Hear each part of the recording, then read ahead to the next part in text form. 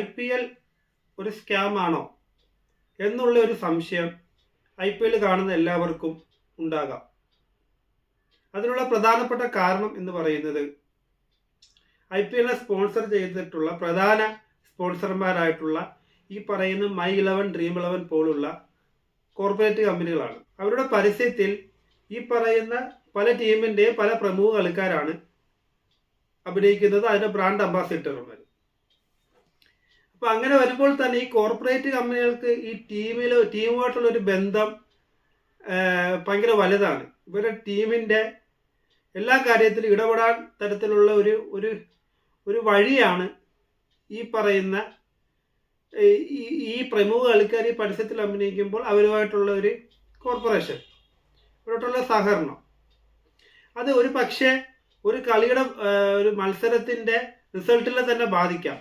നമുക്കറിയാം 2013 സ്പോട്ട് ഫിക്സിങ്ങിൽ തുടങ്ങി, 2025 അത് മാച്ച് ഫിക്സിങ്ങിലേക്ക് മാറിയോ എന്നുള്ള സംശയം എല്ലാവർക്കും ഉണ്ട്. പ്രത്യേകിച്ച് IPL എന്നുള്ളൊരു സംവിധാനം ഒരു കേവല ഒരു ക്രിക്കറ്റ് മത്സരം അല്ലാതെ അതൊരു കൃത്യമായ ഒരു വലിയ ബിസിനസ്സിലേക്ക്, കോടികൾ കൊയ്യുന്ന ഒരു ബിസിനസ്സിലേക്ക് അത് മാറി.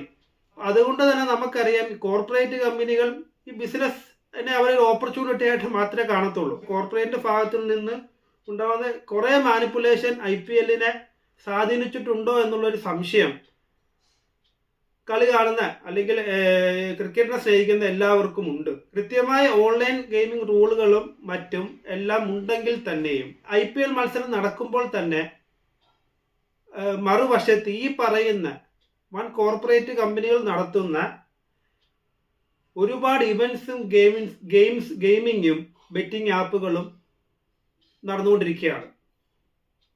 കൃത്യമായി കോടിക്കണക്കിന് രൂപ മറിയുന്ന ഒരു സംവിധാനമാണ് IPLനോട് അനുബന്ധിച്ച് തന്നെ ഈ പറയുന്ന കമ്പനികൾ നടത്തിക്കൊണ്ടിരിക്കുന്നത്.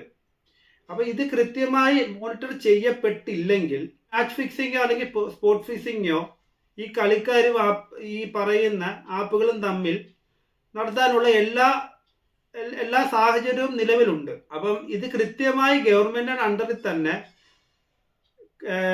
ഗവൺമെന്റിന്റെ നിരീക്ഷണത്തിൽ തന്നെ IPL മത്സരങ്ങൾ സംഘടിപ്പിക്കുകയും അതിന്റെ പ്രവർത്തനത്തിന്റെ ക്രെഡിബിലിറ്റി കൃത്യമായി ഗവൺമെന്റ് ഉറപ്പുവരുത്തുകയും ചെയ്യണം.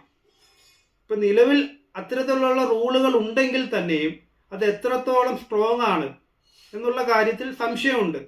പ്രത്യേകിച്ച് IPL ഈ പറയുന്ന ഫാന്റസി അല്ലെ ബെറ്റിംഗ് ആപ്പുകളുടെ കാര്യത്തിലും.